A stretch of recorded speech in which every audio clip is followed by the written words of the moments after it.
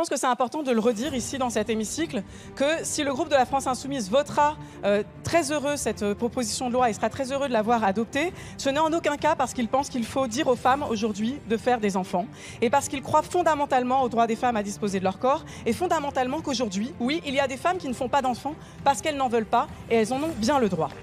Maintenant, pourquoi nous sommes pour cette allocation dès le premier enfant? Eh bien, pas non plus parce qu'on pense que les parents qui voudraient avoir des enfants et qui ne le font pas, tout d'un coup, magiquement, se mettraient à faire des enfants avec cette allocation, car il est vrai qu'il est bien des facteurs, et notamment la crainte de l'avenir, bien des facteurs aussi de précarité, des facteurs de salaires qui sont trop bas dans le pays, de coûts du logement qui ne seront pas couverts, évidemment, par cette allocation dès le premier enfant.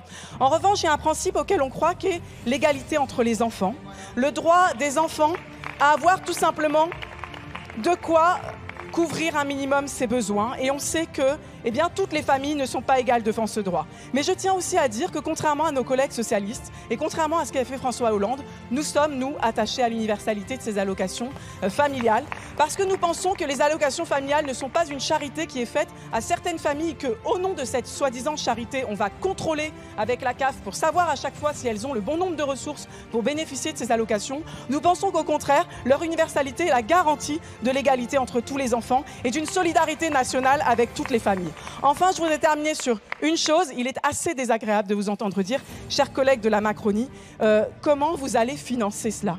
Assez désagréable parce que, à ma connaissance, c'est vous qui imposez 49.3 après 49.3, des budgets de la sécurité sociale dont vous creusez le trou à coup d'exonération de cotisations sociales. Ce n'est pas nous qui faisons ça. Ce ne sont pas nous qui décidons qu'en fait certaines cotisations ne seront pas payées et qui creusons ces trous. Ces cadeaux fiscaux, c'est vous qui les faites, vous les imposez même au Parlement par 49.3 et maintenant vous nous demandez nous de venir le financer. On a 2-3 idées sur comment le financer, en commençant par arrêter d'exonérer les grandes entreprises de cotisations.